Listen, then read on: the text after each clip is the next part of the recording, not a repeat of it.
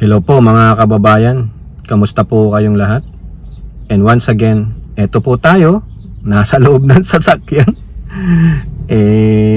Nautusan po tayong pumunta muna sa grocery, yung local grocery lang dito sa amin. Ayan nga po, kaso ang daming tao lunch break kasi.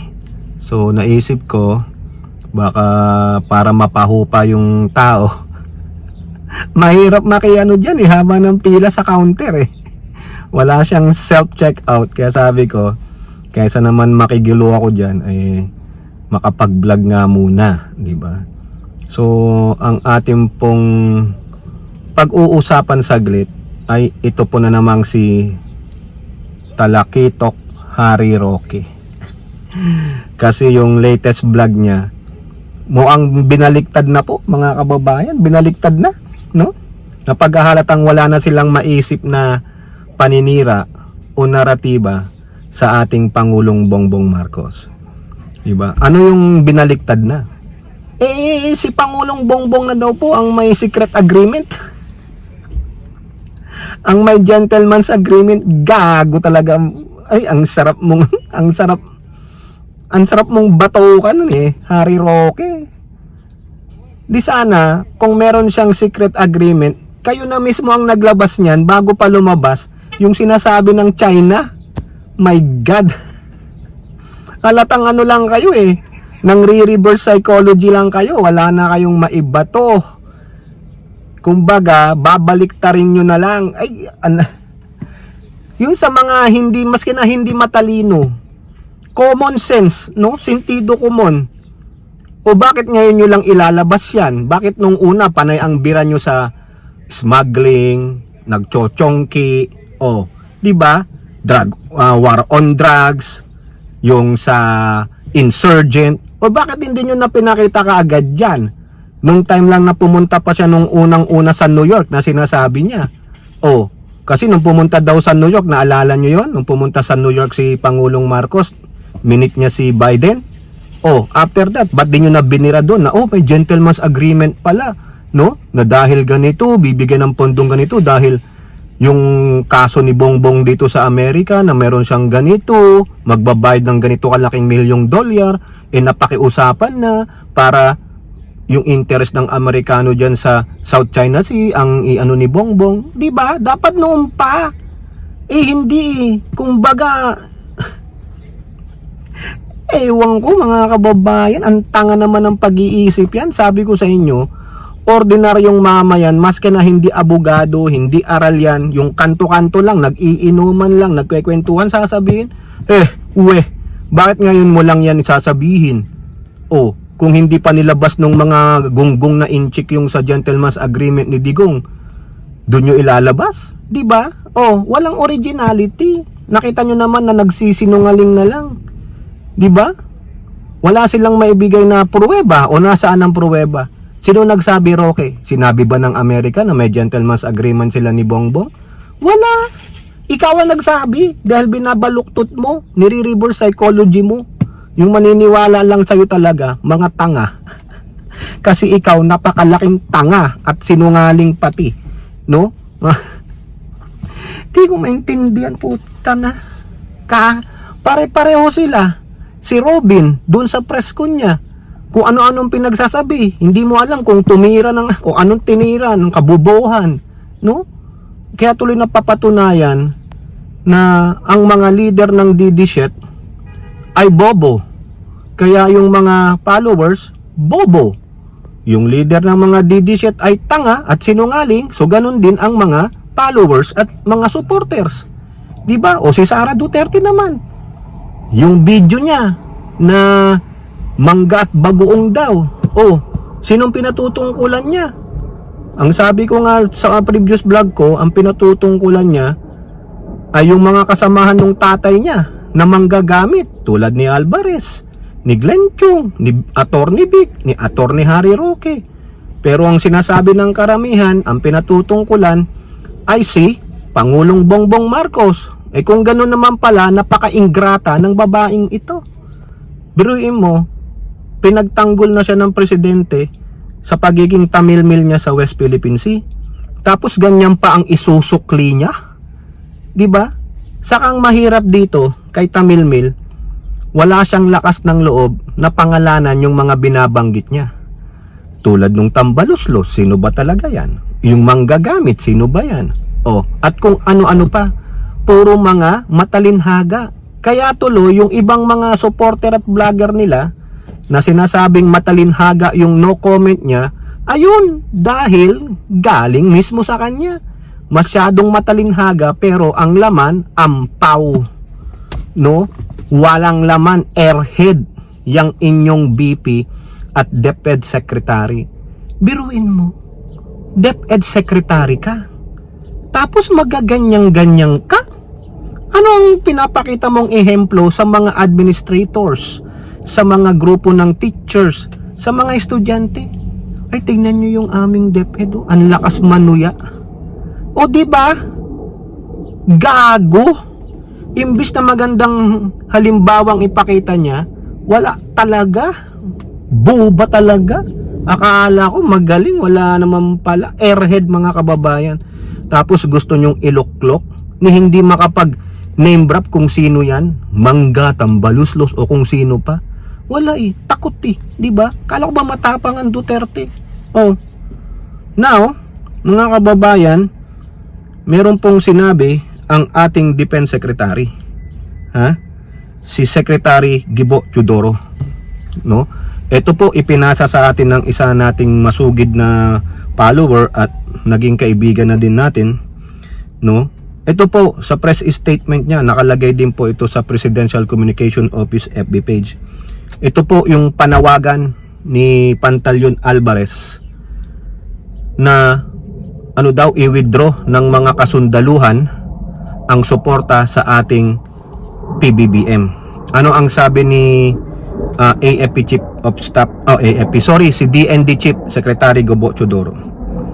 The AFP is standing steadfast in upholding the Constitution under the leadership of the Commander-in-Chief President Ferdinand R. Marcos Jr.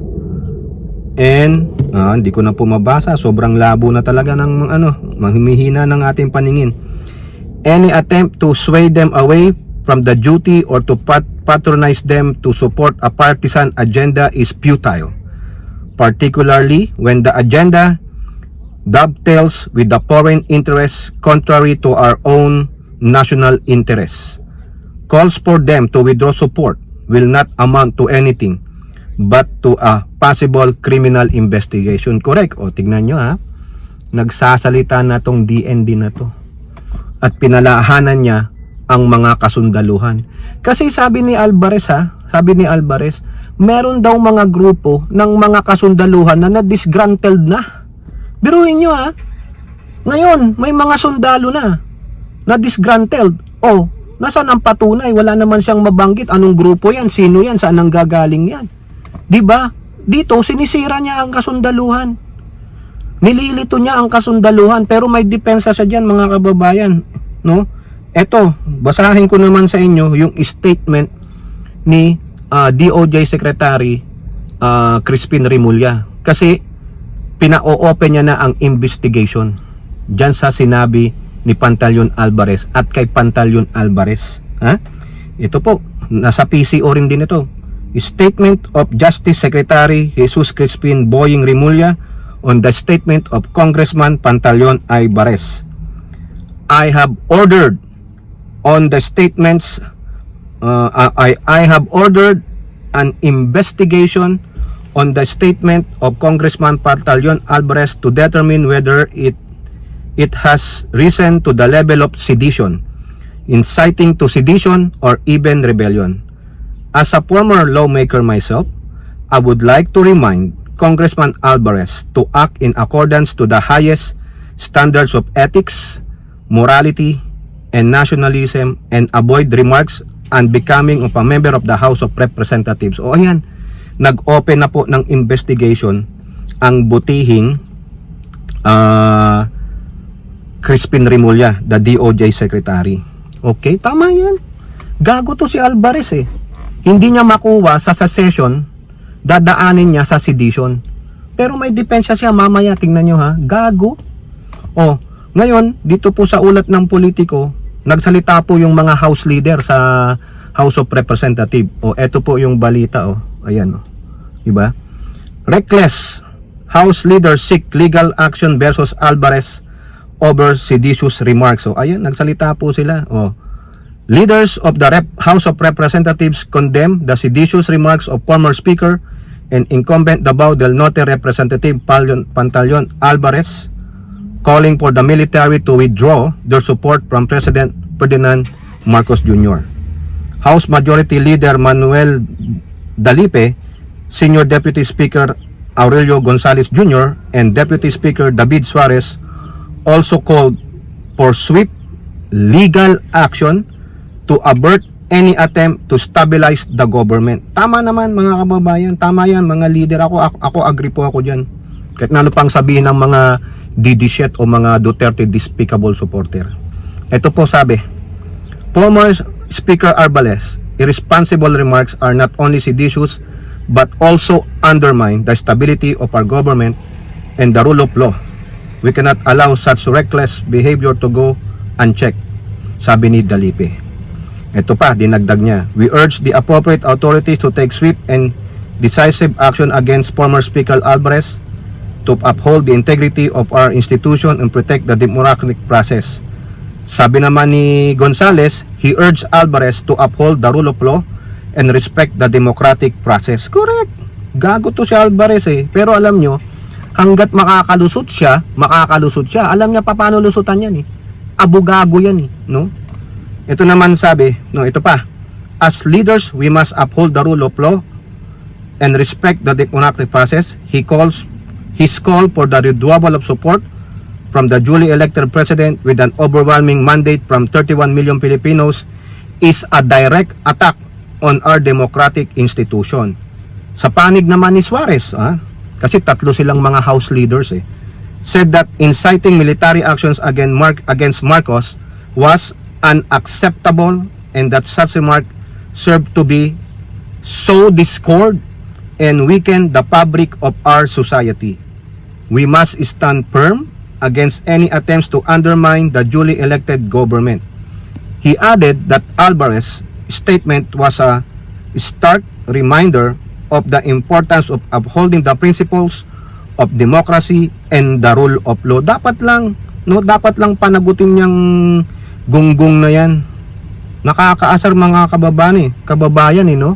Oh, si Senator Coco Pimentel, the Senate Minority Leader, may sinabi rin siya kay Alvarez, wag mong idamay dito ang kasundaluhan. Kung kay Pangulong Marcos lang, wag kang mandamay. O ito po sabi niya, the leadership of our country should not be determined or left to be determined by the armed forces or any armed group. The political leadership in the Philippines should be settled through honest election. Correct, tama yan. Sa election nyo daanin, no? Ikaw Alvarez, isa kang congressman. Gawin mo yung mandato bilang isang congressman, no? Sa akin talaga dapat imbestigahan yan. Tama po yung move ni SOJ Rimulya. O ito pa sabi ni Coco Pimentel, let us insulate our armed forces from politics so that they can develop into a more professional, disciplined, and inspired group. Correct. Apolitical nga sila, neutral sila. Wala silang kinakampihang political group or politiko. No? Kung kumampi sila sa politiko, nako, delikado yan. Wala na. Diba? Nasulsulan na, nasuhulan na. Kaya kudos po kay AFP Chief, sa PMP Chief, kay DND Chief, kay SOJ, sa mga mambabatas na talagang wag nyo nang guluhin. Inaayos niya ang bansa, naghihikayat ng mga magnenegosyo, tapos kayo Alvarez, ikaw Digong, di ba? Ikaw na Alvarez na tuta ni Digong, gusto nyong guluhin. Bakit? Hindi nyo kasi matanggap na sadyang gaganda ang Pilipinas sa pamumuno ni Pangulong Bongbong Marcos. Dapat nga isama pa dyan, economic sabotage, gago yan, di ba? Kasi sinong magnenegosyo kung sasabi nila, uy, merong magulo sa Pilipinas? Sila nag-aaway. Oh, di ba? Tapos yung presidente nila nagbangag-bangag. Yung asawa smuggler pala, nagtitrisam sila. Ganun, di ba? O ano na mangyayari sa bansa natin? Lalong wala. Kahit na sino pang leader siguro, kung may mga talagang mga gunggong, demonyo ang pag-uutak. Oh. Kaya tama lang itong imbestigahan yan.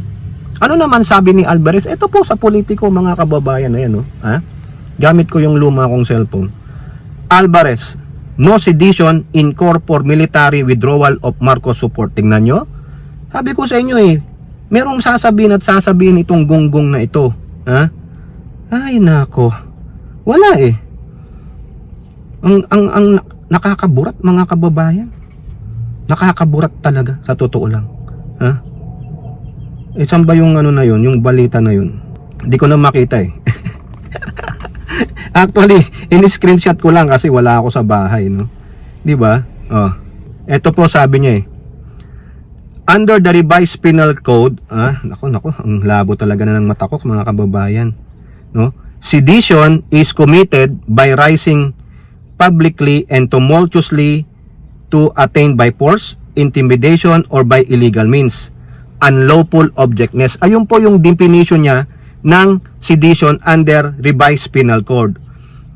And on the other hand, the general clause for an ethics complaint based on the rules of the House of Representatives warrants disciplinary action for disorderly conduct, which was the ground used to expel former Arnie Tevez. Dinidepensahan niya yung sarili niya. Sabi ko sa inyo, abogado to no? Lulusot at lulusot ito. Ito sabi niya pa, Alvarez said he is advocating for peaceful and orderly change of administration. Anong sabi ni Coco Pimentel? Daanin mo sa eleksyon. Yan ang tamang pamamaraan. It's lawful, base sa konstitusyon. Hindi ko yung gagawa ng mananawagan ka na mag-change of administration because you want the legit voted by the majority na bumaba na lang. Ano dahilan ninyo? Hindi nga kayo makapag-provide ng ng ebidensya. Sinasabi niyong pupunta tayo sa gera? Bakit? Ginera na ba tayo ng China? Di ba? Ang gusto niyong iupo si Digong, si Sara, mga sell out yan. May mga secret deal, hindi transparent pagdating sa usapan ng West Philippine Sea. Huwag niyo kaming gaguhin, Alvarez. Itong malala, mga kababayan. Ito ang paninira sa Armed Forces of the Philippines ng gunggong na ito. Quote, meron dissatisfaction. Meron daw dissatisfaction. Hindi daw kontento ang mga AFP, disgruntled. At sa kasaysayan natin, nakailang kuna sila dati. Ibig sabihin may impormasyon siya ng kudita. AFP chief, totoo ba yan? May mga miyembro tayo ng AFP na dissatisfied at nag-iisip ikudita si Pangulong Bongbong Marcos? O ibig sabihin nagsisinungaling lang pala kayo? Colonel Padilla ng spokesperson ng AFP, nagsisinungaling kayo? Di ba? Sino tong mga to? Kaya ako nakikiusap, linunok ko na pride ko, nagmamakaawa, walang putukan, walang tumultuous o public uprising at walang force o intimidation. So yun daw ang rason niya. Kaysa naman daw magkaputukan na, bumaba na lang ang Pangulo. Kaysa naman itong mga dissatisfied ay magkudita. Gago? Nasaan ang pruweba? Di ba? Eto, mga kababahaba ng dahilan niya. Eto. At kung sasabihin man outside of legal yung means, bakit bawal ba mag-resign ang mga sundalo bilang withdrawal of support kung hindi na sila naniniwala sa direksyon ng litrato? Karapatan din nila yun. Constitutionally protected rights yan. Ang nakakalagay mismo sa Constitution, the Armed Forces of the Philippines is the protector of the people and the state.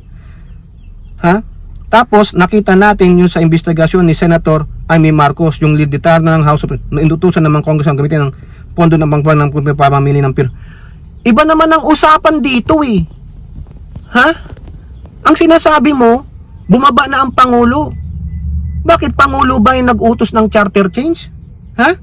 Niloloko mo kami, Alvarez Pangulo ba may kakagawan ng sigalot sa West Philippine Sea? Pangulo? Disgruntled lang kayo. Kasi gusto nyo pa rin maupo sa pwesto. Tanga-tanga na lang ang mga kasundaluhan kung maniniwala sa inyo, Alvarez. Huwag mo kaming gaguhin. Makikringe ka na lang sa explanation niya. Dinadamay niya pa si Amy Marcos. O ayan, napala mo Amy Marcos. sa kakapanig sa mga gunggong na ito. Di ba? Ay nako. Grabe oh. Anong huling-huling sabi niya dito? Pasensya na. Nadalalan bugso ng damdamin. Mahal ko ang Pilipinas, lalo na ang Mindanao.